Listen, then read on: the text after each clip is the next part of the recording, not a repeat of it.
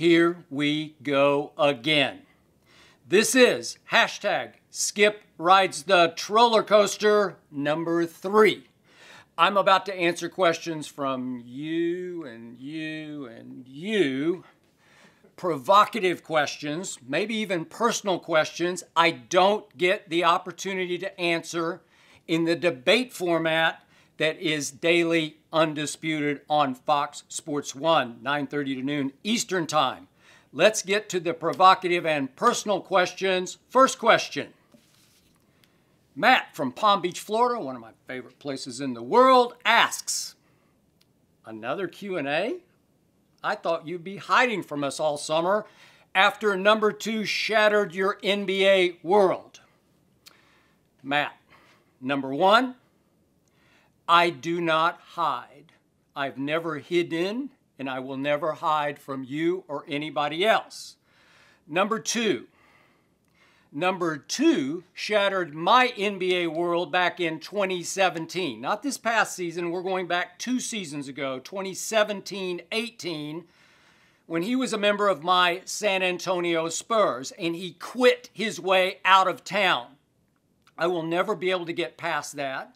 I know the Bible says forgive, but in the basketball context, I will never ever forgive that because he faked a quad injury. He had a thigh bruise, and I'm going to say it one last time.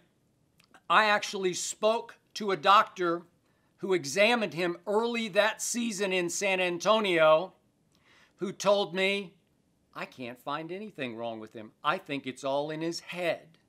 Well, it was in either his head or his uncle Dennis's head. And I'm talking about Dennis Robertson, who took over all of Kawhi's affairs. I'm going to call him Kawhi in that context because he was still Kawhi at that point. He was about to become number 2 to me because he faked the injury, or let's say exaggerated that injury all year long until the great Tony Parker, cinch first ballot Hall of Famer, called him out and said, my injury was 100 times worse than Kawhi's. Tony Parker ruptured his quadriceps muscle. It just flat out tore in a playoff game against the Memphis Grizzlies the playoffs before. Tony Parker tried to rush back for the sake of a team I thought had a real shot at winning the entire West and getting back to another NBA Finals. Because I will remind you, that team, the previous playoffs, Game 1 of the Western Conference Finals at Oracle, had been up 23 points in the third quarter when Zaza Pachulia put his big shoe underneath Kawhi. He was still Kawhi to me. I loved Kawhi at that point. I was his biggest fan on Undisputed. You can ask Shannon Sharpe, who used to ridicule him by the day. And I kept saying, no, he's become the best two-way player in basketball. And then he dumped all over me and Spurs Nation by deciding he just couldn't take Coach Pop anymore. He couldn't take small market San Antonio anymore. He quit his way out so that he could get back to his native Los Angeles. And I guess all along, the game plan was Clippers over Lakers. But the point is, he didn't shatter my NBA world once we dumped him to Toronto. He simply became the luckiest player in the history of the playoffs, in which he got more breaks than Midas sells. And I'm talking about B-R-E-A-K kind of breaks, because he got one big thank you God after another, in which, remember Joel Embiid? He was hurt, and then he was sick, and then he was sick and he was hurt, and then he had 2 viruses at the same time. I don't know how you have 2 at once. And that series still went to Game 7, final shot, and number 2 lucked in the luckiest shot in the history of the postseason. I dare you to find a luckier one. He shoots it from the corner short. Have you ever seen a short corner shot manage to bounce once, twice on this side of the rim, bounce across the rim and bounce once, twice, and then fall through the rim? It's impossible. It's physically impossible, but the basketball gods said, let there be number 2. Well, there's no shame in that for me. I wasn't embarrassed by that. I laughed at it.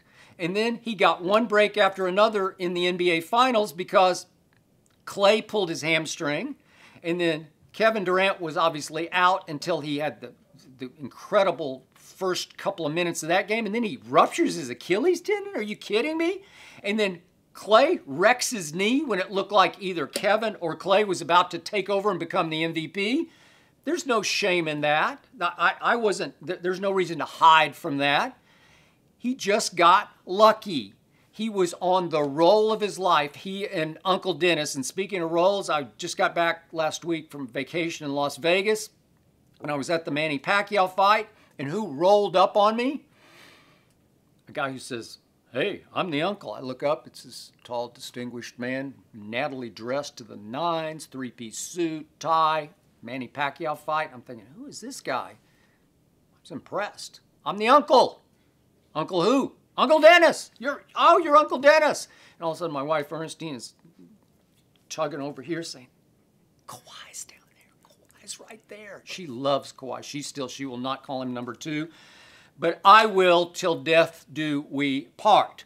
So I'm not hiding. I'm laughing because now number 2 is the focal point of the NBA universe. He is now on the favored team. The Clippers are favored over the Lakers. The Clippers are favored to win the NBA championship next year. The whole NBA universe is now captivated with number 2 in LA on the Clippers versus LeBron on the Lakers. You know what they say about karma, number 2. It is that word that Draymond once called LeBron in the NBA Finals, and that Draymond last year early in the season called Kevin Durant on the bench when they were squabbling. I think that word that was sent forth from Draymond's lips, I think it sent Kevin right out of Golden State. I think that was the beginning and the end of Kevin as a Golden State Warrior. So that's what they say about karma, number 2, and now you're it. Next question. Dante from Denver says, "What about 50-0 don't you understand or appreciate? All-time great, best ever. Would have expected the man who hypes MJ's 6-0 finals record would draw the same comparison." Obviously, Dante from Denver is talking about Floyd Mayweather Jr., who as we speak is 50-0. Here's what I don't understand about 50-0, Dante from Denver. I don't understand how you can get to 50 without one big-time fight, without one all-time worthy opponent, without one truly formidable foe. Because I look down the list and you got De La Hoya when he was washed up, and obviously you got Canelo when he was just a baby. You just took him to school. That wasn't a fight. Would be now, not then. Sugar Shane Mosley, who I saw at the Pacquiao fight, he landed a couple of shots. All-time great. Where is your Joe Frazier, Money Mayweather? Where is your George Foreman, Money Mayweather? Maidana? Twice? I don't know. I'm sorry. Conor McGregor, was he your Joe Frazier? I think not. So I'm not impressed with 50-0, except for one thing that could have happened. Back on May 2nd of 2015, you did have a worthy, formidable foe, an all-time great, somebody who could be equal to you in stature and who could really have tested you in the ring. And his name is Manny Pacquiao. And fatefully, you got the break of your life 3 weeks before that fight when Manny tore his rotator cuff sparring in Las Vegas. And the night of that fight, which is in your hometown of Las Vegas, your adopted hometown, but the town that you now run, Floyd, the Nevada State Athletic Commission representative had the same paperwork from Pacquiao that he had from Mayweather. Mayweather needed injections in his chronically sore hands. Manny desperately needed an injection in his torn rotator cuff that the next day he would have to have fixed in Los Angeles, thanks to Neil Elatrage, the excellent surgeon here. He needed surgery the next day. He thought seriously about trying to postpone the fight, but Manny gives away so much of his money while Floyd spends so much of his. Manny gives away so much of his money He needed the fight. He was desperate to beat Floyd at any cost and to make that purse because he was afraid if he delayed it, if they pushed it back, he would lose part of it. And he tried to fight with one arm, and in the fourth round, it got so bad that once the bell rang, he walked back to Freddie Roach's trainer and he said, "I can't throw my right anymore."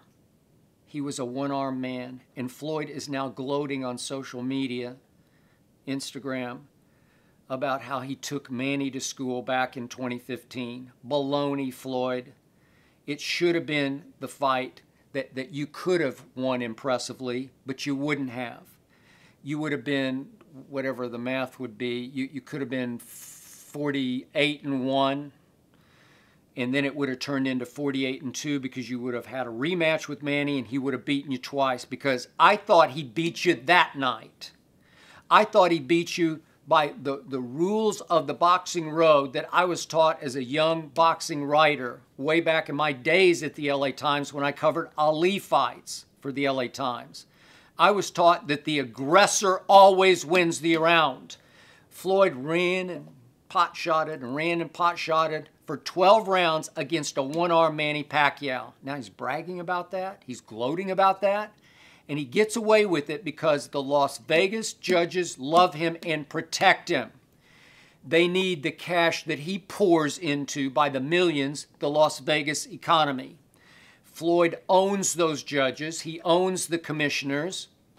And it's hard to beat him on his turf in Las Vegas unless you knock him out. And Manny had no chance, once a knockout artist, but no chance of knocking him out that night.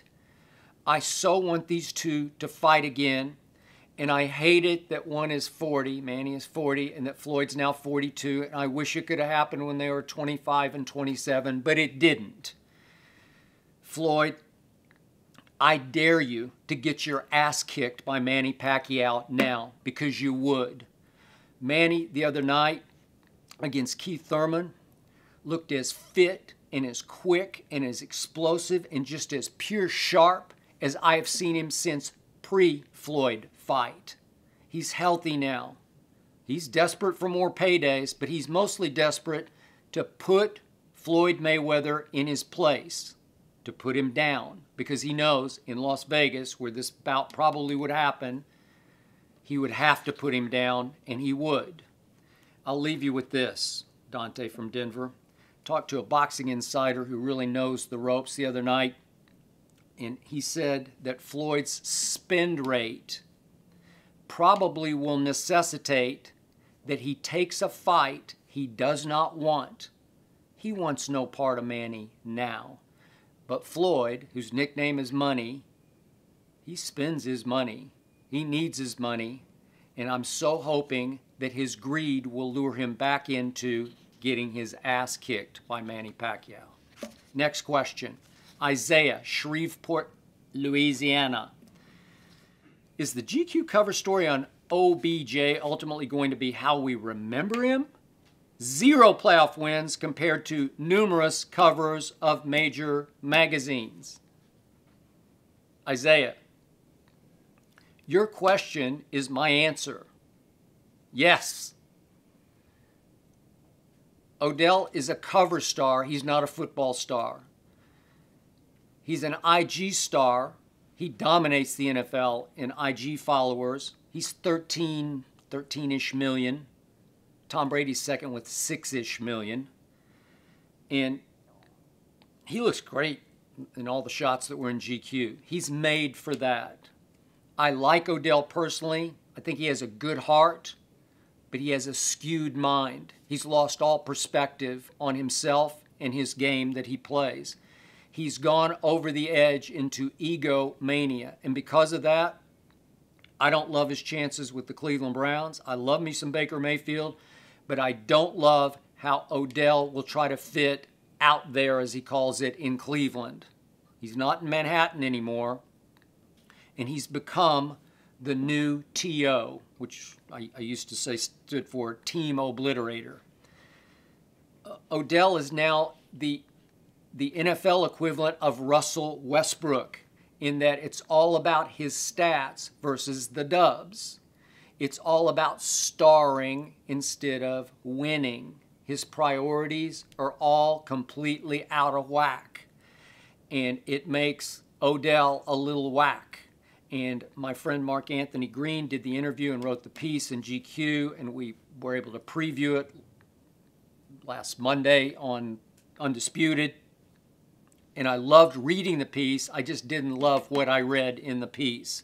It scared me for Odell's sake because he has gone completely over the edge into me-ism. And the key passage came when Mark Anthony asked him, what do you think, play 10 more years? And Odell's answer was, 10 or until I pass Jerry. Jerry Rice had 23,000 yards receiving. Odell's career year so far, with the Giants of course, was 1,450. If I do some simple math, it would take 12 straight career seasons from Odell to pass Jerry Rice. You have lost it, Odell. Lost all perspective on what matters in life. And now you're reunited with your soulmate from LSU days and from New Orleans days, Jarvis Landry in Cleveland. I remind you, Jarvis led the NFL in catches 2 years ago in Miami. Jarvis last year by far led the Browns in catches, and his yards per catch went up from 9 in Miami to 12. So again, he's catching fewer passes. It was 81 to 112 in Miami, but for way more yards. So he's still that guy, and he's going to want to be that guy, and Odell thinks he's that guy. This is a disaster waiting to happen. Odell has gone from the Big Apple to what people sometimes derisively refer to as the mistake by the lake, Cleveland, Ohio. And he's going to wake up, I don't know, November, December, on a cold gray day, and look up and say, where am I? I'm not on the cover of GQ anymore. I'm standing out here. I'm freezing my tail off. I'm wearing orange. I don't look good in orange. And I'm afraid it's not going to work. And I punctuate all this by telling you, Odell is the best all-around athlete I have seen since Deion Sanders, who I believe was the greatest all-around athlete in the history of sports. I know there was Bo Jackson. We can go back and talk about Mickey Mantle if you want to. But Deion Sanders was all-state in basketball in the state of Florida. Not easy. And Deion Sanders started in center field and was a leadoff hitter for the Yankees and the Braves and the Reds. And we know what Deion did in the NFL. He was simply, easily the greatest cornerback in NFL history, to the point that at one point I was covering the 95 Cowboys when Deion had helped San Francisco win the Super Bowl, then joined Dallas. They won the next Super Bowl. And Barry Switzer, then first-year coach, pulled me aside one day and said, you know, Deion, I watched him in practice. It's like he's not governed by the same gravity as the rest of us. He wasn't. He was so special. So is Odell. But Deion got it, and Odell still doesn't get it. Next question. Riley, Las Vegas, speaking of. 3 years of Undisputed, debating Shannon, Rob Parker, and others, 2.5 hours each day, and you really believe you've never lost a debate? Not a single one. And why should we just limit it to Undisputed? 3 years of Woody Page on Cold Pizza back in the day. Never even came close to losing a debate. A couple of years debating my friend Stephen A. Smith on what was called Old School, New School on Sunday Morning Sports Center. Never came close to losing a debate. All those years on First Take debating my friend and foe Stephen A. Smith. Seriously? Lose a debate? No. Rob Parker? Seriously? Next question. Tyler, Phoenix. You often reference what's called Brady Rage, which I do, when talking about TB12's greatness. What does Skip Rage look like, quote unquote? I'm happy to report nobody has ever witnessed skip rage, though my wife Ernestine has heard skip rage. And the reason she has heard it is because I refuse to allow Ernestine to watch any game of any magnitude with me in my office at home. Her home office is adjacent, and through the walls, she has heard much skip rage. And I am not proud of this, but I'm going to be honest about it.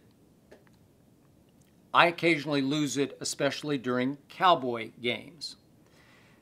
As my friends will attest, I don't curse in public. I don't curse in friendly conversation because, come on, you got to be better than that. You got to be smarter than that. There are words you can use to make your point just as strongly without the emphasis of curse words. But when I'm by myself, quote unquote, I can unleash. I grew up in a pretty rough neighborhood in Oklahoma City, Oklahoma, and I learned all the words early. And when I am pushed to the brink, they fly out of my mouth, and I must tell you, it feels good because sometimes you just have to let it out. And I don't know, I can't say these words, I won't, but there's one sort of hyphenated word that you can say. Yeah, I don't even know if it's hyphenated, but anyway, there's one word I can't say, and there's something about letting it fly out when Dak has thrown an interception or Zeke has fumbled, and it just purifies me. It brings me back to life because I think I'm about to go over the edge. And yet, all that said, I must tell you, Tyler from Phoenix, my New Year's resolution, and my year always starts with the first NFL game, is no more skip rage. I'm going to try to calm down. I'm going to try to swallow it. I'm going to try to purify my tongue and not let those words escape my lips when Dak throws an interception. But this year I figure Dak will only throw 2, so maybe I can get through 2 moments because I am still picking the Dallas Cowboys to win the NFC this year. That's skip rage. Nikki, St. Louis, you've got the next question. Saw your IG video of what you do during commercials. When it comes to prep, are commercial breaks on Undisputed too long or too short? That is a very smart question, and I am conflicted in my answer because obviously, for the sake of my employers, the longer the commercial breaks, the more money they are making. And I don't know, maybe the more they'll pay me. I have no idea, but they are making money because we're doing well, we're rating well, and they are selling our show. So God bless all that. But I hate it for your sake because I want to do this that I'm doing right now. I want to do it. I want to beat Shannon again and again and again. But I'm conflicted because the longer the commercial break, the more time I have to prep. Live television, especially live unscripted debate television, is all about preparation and concentration. I need to think through, if he goes here, I could go there, and I have to prep for it. I have a young man who's been with me for a long time named Tyler Korn, who is my researcher, producer, and nobody is quicker on the keyboard than Tyler Korn. And he gets me in that he's not overwhelmed or intimidated by my overreactions during breaks. When I say, get that, I need to look that up, and he's... And on the fly, sometimes we are prepping things that the stone that got left unturned in the dressing room before the show, that I'm thinking about it in a break. And the phrase that I hate the most, other than Ernestine saying we need to talk, that's a scary one. But the phrase I hate the most on a daily basis is the stage manager saying 1 minute, which means we're 1 minute coming back from commercial. And my heart sinks or races, and Tyler, look up that. Because I always say most debates are won the night before in the preparation I'm doing at home before I even go to sleep, because I have some idea we're going to do that, and that.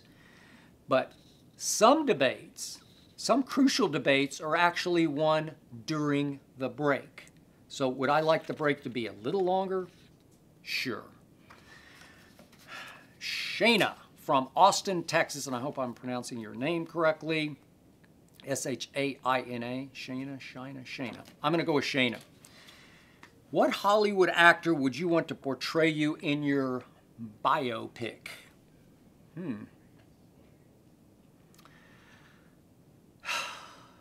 Again, conflicted, but I think I'd have to go with Kevin Costner.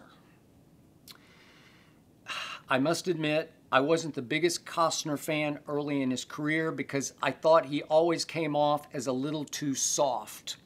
Field of Dreams, Dances with Wolves, just a little too soft for me, for my taste. Yet, as he grew up, as he matured, I actually liked him in Waterworld, which was a huge bomb, but I thought underrated. And I loved Tin Cup. Loved it. I could watch it tonight and be happy. But now he is starring as the cold-blooded patriarch of a series called Yellowstone on Paramount Network. And I am addicted to it because I've never seen this Kevin Costner. He is badass. I didn't think he had the gear in him. And because he's reaching for that and showing me that, I've got a little bit of that in me. I'm not as cold-blooded as this guy is. But now I'm good with Kevin Costner. I just think it would be way beneath Kevin Costner to play me. Barry, Chicago, Illinois. 5 years from now, who are the top 5 quarterbacks in the NFL? That's a good question, but there's a PS. If Dak is anywhere on this list, don't even bother replying. Don't want to hear that. Okay, dear Barry. 5 years from now, this is in no particular order. Top 5 quarterbacks will be Baker Mayfield, Kyler Murray, Patrick Mahomes, obviously, Deshaun Watson, Dak Prescott. I reserve the right to add Will Grier to this list because I'm saying it again. As a third-round pick, he was the steal of that last draft. Unfortunately, he went to his home area, to the Carolina Panthers, and it sounds like Cam Newton is back on track to become Cam again after his shoulder was repaired. But I'm pretty sure if Will Grier ever gets his shot, he's going to threaten to be a top 5 quarterback. I just don't know if that shot will be soon enough in Carolina or if they're going to trade him elsewhere just as a trading chip, which he's going to have big value.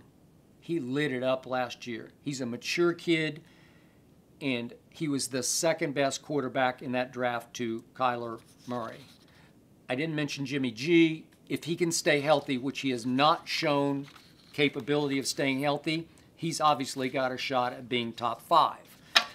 Justin, Pittsburgh. Next question. Shouldn't your Cowboys figure out how to draft one of the quarterbacks next year and move on from Dak Prescott? Tua, Justin Herbert, maybe even Jalen Hurts with an exclamation point. Oh, gag me. So here I go again. I'm going to get this out of my system one last time. You will eat that hate next year, Justin from Pittsburgh. My quarterback of my Dallas Cowboys is simply the most underappreciated, under-respected quarterback in the National Football League, which has led my team to being, again, America's team, the most valuable team in all of sports, is currently the most underhyped team in pro football because most people have middle of the pack, 15th in power rankings. They're going to win the NFC this year. They are the team on the verge. Obviously, they have contractual issues, but it's funny to me that all the Cowboy haters out there have only one hope that they're clinging to, and that's contractual controversy, impasses, squabbles, stalemates. That's all you got. Because if my guys are either under contract or in the fold and healthy and happy, you're in trouble. This team won a playoff game last year, should have won the second playoff game right here in Los Angeles against the Rams. who did get to the Super Bowl. My team is on the verge. Jerry Jones will figure out all the contracts. I don't trust Jerry's football decision-making, but when it comes to money, Jerry is a cap master. All Dak Prescott has done for the first 3 years of his career is set the all-time completion percentage for a quarterback in his first 3 years, 66%. All my quarterback has done over his first 3 years is lead the NFL in game-winning drives. All he has done in 3 years is compiled the most starting wins of any quarterback this side of Tom Brady. All he did last year in beating the Philadelphia Eagles, not once, but twice, the reigning, defending Super Bowl champion Eagles, division rivals. Dak Prescott in the fourth quarters and the one overtime of those two Philly games went 24 of 28 for 331 yards, 4 touchdowns, and no interceptions. But you're saying we should draft Jalen Hurts? I love Jalen Hurts just because he's now an Oklahoma Sooner. I'm a big Sooner fan. But seriously? I mean, Jalen Hurts might win a Heisman Trophy, third straight for the University of Oklahoma. But seriously? Tua, Justin Herbert, seriously? Dak will make you eat that hate. Cameron, San Antonio. I'm the mayor of San Antonio. Who would you take in a hypothetical NBA Finals between the 96 Bulls and your 2014 Spurs? I am a huge Spurs fan, and yet, Cameron, please stop it. No, don't even go there. I'm sorry. I had the privilege and the honor of covering Michael Jeffrey Jordan in his final season, his final Bulls run season, 1998 in Chicago.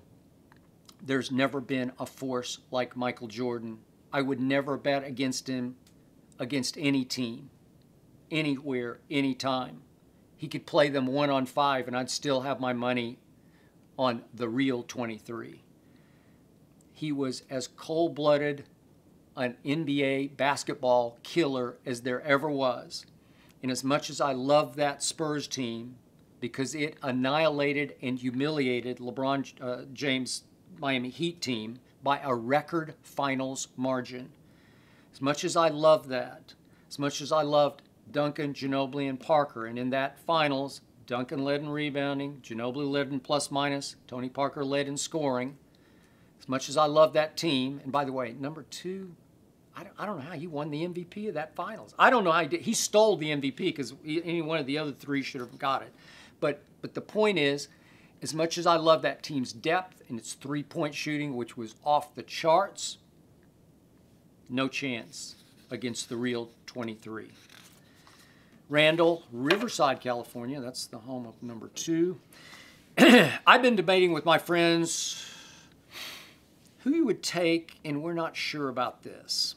If the Western Conference Finals pitted LeBron's Lakers against number 2's Clippers, who would you root for? Neither. I mean, I don't have to root for one guy versus one guy. Honestly, I would root for Doc Rivers because I love Doc Rivers. I wish if I could play in the NBA, I'd want to play for that guy, even over Greg Popovich, who can be pretty tough to handle and deal with. I'd want to play for Doc. I'd want to play under the great Jerry West. I'd want to play with the great Lou Williams coming off the bench. And I'd want, in my foxhole, Patrick Beverley. Those are the guys I root for because Patrick Beverley is just a little pit bull of a defender. There's no better point guard defender than Patrick Beverley. The Clippers clearly are going to be the best defensive team in basketball. So would I root for them against LeBron? Yeah. But would I root for number 2 to be the MVP? No, I would not. And here's the irony of this question. And this could be the Achilles heel of both the LA teams next year. Neither has a superstar closer. LeBron has never been a closer. He was not born with the clutch gene. He is simply the worst late-game free throw shooter among stars in NBA history. There's nobody I would want to see less with the ball in his hands, 5, 4, 3, 2, 1, than LeBron, unless it's number 2. I'm going to remind you, number 2 with just a few seconds left in that fateful Game 6 of the 2013 finals, stepped to the free throw line. I know he was a young player, just a baby, but he missed the crucial free throw that arguably cost my team, the Spurs, another NBA championship, because we know what was about to transpire. LeBron was about to take and miss a last-second three that LeBricked so badly, kaboom, it went so far out, and why Greg Popovich had just taken Tim Duncan out of the game. You got me on, don't get me started, but Chris Bosh was able to run and track down the long rebound, kick it sweetly and quickly into the corner to Ray Allen, who adjusted his feet behind the three-point line and swished it. He didn't number two it from the corner. It didn't take 4 bounces on the rim from the corner. He ripped it as clean as you can rip it and ripped my heart out. So I'm going to dare you to do this. Go back and look at number two's fourth quarters of his run through the NBA Finals these past playoffs. Tell me he's a closer, because he's not. Fred VanVleet was the closer for that team. So neither LA team has an established star closer unless it's Lou Williams coming off the bench on one side, or maybe Kyle Kuzma could turn into that all-guts closer for the Lakers, because he has never met a shot he wouldn't take. He is fearless, and I think he's got a better closer makeup than even LeBron James. Jasper from LA. Okay, here we go. Buckle up. One run for your life. Could you beat LeBron James in a race? And how long would it have to be? Okay, you got to understand one thing about me now that we're getting personal. When it comes to exercise and fitness, I am a complete psycho. I admit it. I own it. I'm not even proud of it. It's just what I've always been made of. It's what makes me who I am on the air. I believe my fitness is crucial to my ability to win debates in a 2.5-hour live format, 5 days a week, 52 weeks a year on Fox Sports 1. My opponent, Shannon Sharpe, has been known for years for his fitness, but I'm sorry, he's not in as good an overall shape as I'm in, and I'm obviously a good deal older than Shannon. But I am a complete psycho, and I have a long history of endurance running because it's part of my psyche. It's my escape. It's my outlet. And I run about 30 to 40 miles a week. I run 4 days a week. I bike the other 3 days, exercise bike. And right out this window, right across this street called Pico, there's an area called Cheviot Hills. Every Sunday, without fail, is the one day I can run outside because I'm always getting up so early, 2 o'clock in the morning, that I have to run inside on the treadmill because I want to watch the highlight shows and read and do some things. But the one day I go outside is early Sunday morning. I go to Cheviot Hills right across the street, and I have a course that's very hilly, but it's about 8 miles. And I pride myself on always running the last mile the fastest, maybe around 6:30-ish.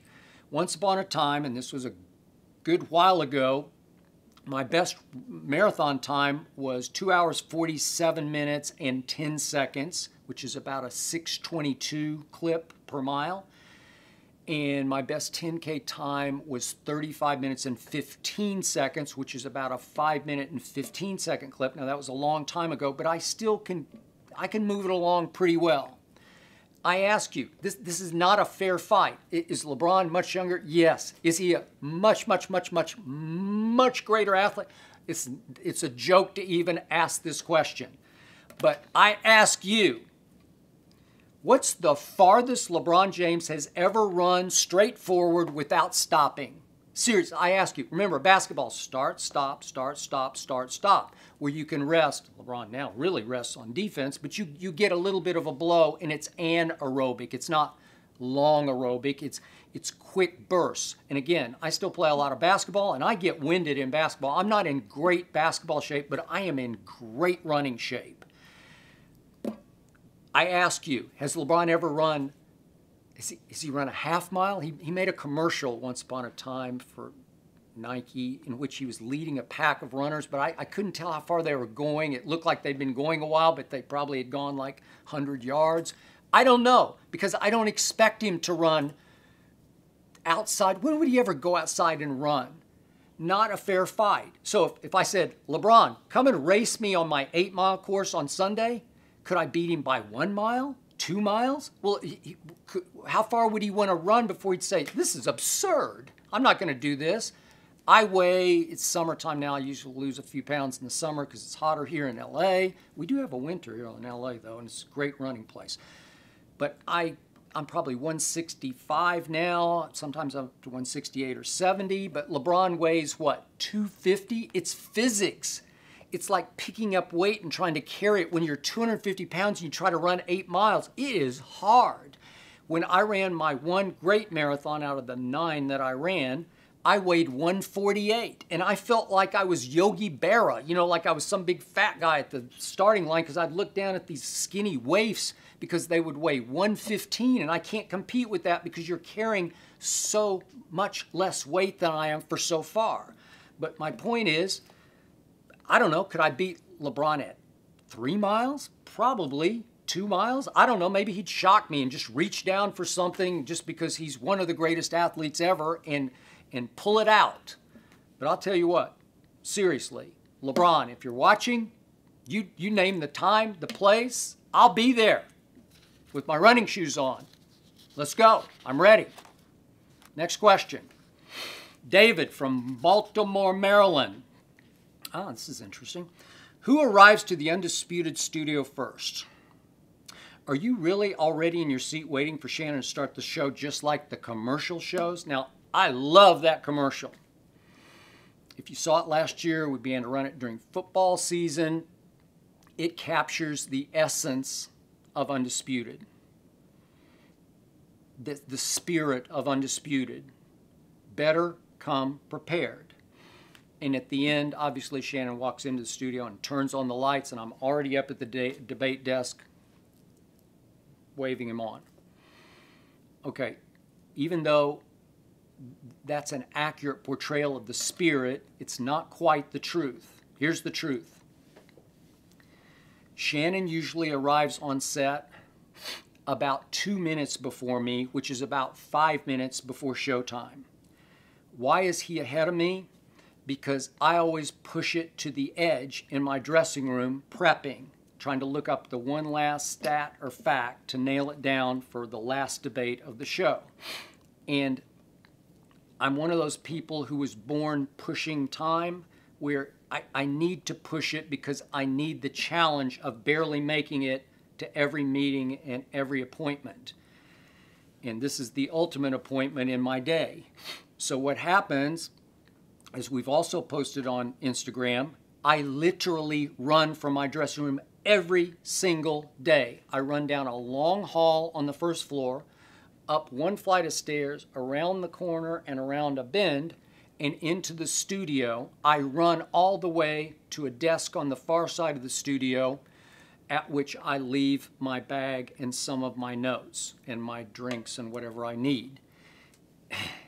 The reason I run is, number one, I have to or I'm not going to make it. And number two, it gets my blood pumping. We just spoke of running. It's also a little bit of a psychological intimidation factor because Shannon's had bad knees and had a rough ride with his career. And he's still in great shape, but he's in better weightlifting shape than running shape because he really can't run. He spin classes, he bikes more than he runs. So maybe it's a little bit of intimidation. I'm still going, man. I'm still flying. And I fly through the studio and it's like, God, he's doing it again. So the point is, he's 2 minutes ahead of me. Then I get mic'd with, say, 3 minutes to showtime. And I still make it on time. But it's because I prepped harder. And again, I get up earlier. I get up at 2. Shannon gets up at 3-ish. And I usually go to bed later than him. So it's all about the preparation. I'll say it one more time. Most debates are won the night before. Julian, Columbus, Ohio. Which topic or stance do you think you have gotten Shannon to change his mind on the most on Undisputed? That's interesting. definitely on number 2 because, again, he's swung the pendulum from he's way overrated when he was a Spur, and I called him Kawhi Leonard, to, what a great playoff run he's having, to number 2 bamboozled the Lakers. He showed you his true colors. He did to the Lakers exactly what he did to my Spurs. He messed with your minds. He played you like a big old bass fiddle. And so now Shannon is down on number 2. So I think he's seeing the light that that whole year when he was quitting on my Spurs, I was correct about number 2. Paul George, I've often called George Paul because in the biggest moments, especially back in the Indiana days against LeBron, sorry, you're George Paul to me because you turn into just another guy in the clutch. Well, now you got number 2 and sometimes George Paul as the 2 new stars of the Clippers. And Baker Mayfield. I was way ahead of that curve, and I said Baker Mayfield should be the number 1 overall pick, and everybody laughed at me, and then he was the number 1 overall pick, and Shannon laughed at him all last year, and now Shannon's trying to drive his bandwagon. Aaron Rodgers is one more. Aaron Rodgers, Shannon says, is transcendent, but now Shannon has swung completely around to me and saying, you know what, you're right. He is a blame-deflecting, finger-pointing, thin-skinned diva, and he certainly can be. I'm also going to convince him on Carson Wentz sooner than later. Okay. Oh, this is good. Start a franchise in the NBA with LeBron James or in the NFL with Aaron Rodgers? That's a great question. Which one would bring you a championship first? Lesser of two evils for me, but the point is, it's hard to get it in my head. Aaron Rodgers is actually a year older than LeBron James. It doesn't seem like that, but he is. And remember, Aaron had to wait in mothballs for 3 years before Brett Favre finally was gone. So the point is that Aaron is obviously more clutch than LeBron ever thought about being. So I give Aaron high marks there. But when it comes to durability, even though LeBron pulled his groin last year, I still say he's been Iron Man, and Aaron has not been Iron Man. So I give durability high marks, higher marks to LeBron. Leadership, not even close, LeBron. Passing, which obviously Aaron does for a living. Aaron, look at his stats. They've just declined the last 3 years, while LeBron remains the best passer in basketball. Nobody orchestrates better than LeBron. So I'm going to take LeBron there because I think he would help you win a championship much faster than Aaron Rodgers would. Okay. Okay. You've alluded to it on the show, but right here, right now, what will it take for you to call number 2 by his rightful name? A ring with the Clippers? Back to San Antonio? This comes from Allie in Lexington, Kentucky. That's a great closing question for us today. You know what, Allie? I'm sorry, it's Alec. I'm sorry. It's Alec in Lexington, Kentucky. You know what, Alec? If number 2 returned to my Spurs in 2 years, because he's got the ability to leave the Clippers in 2 years, and he made amends, I'm not sure Coach Popovich would be coaching, and maybe that would be a plus for number 2 to return. And he led a young, talented Spurs team to yet another championship. I would call him by his given name. Do I think that's going to happen? I do not.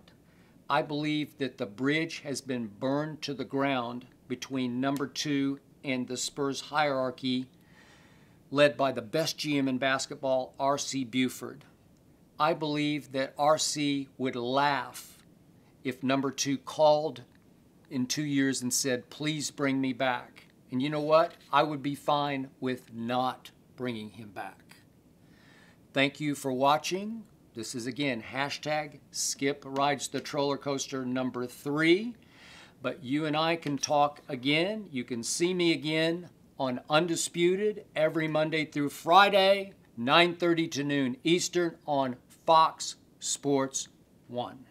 Thank you for watching. You can subscribe here to get the latest from the show, and be sure to check out more of the best clips from Undisputed, or go watch a few other segments from our other shows on FS1.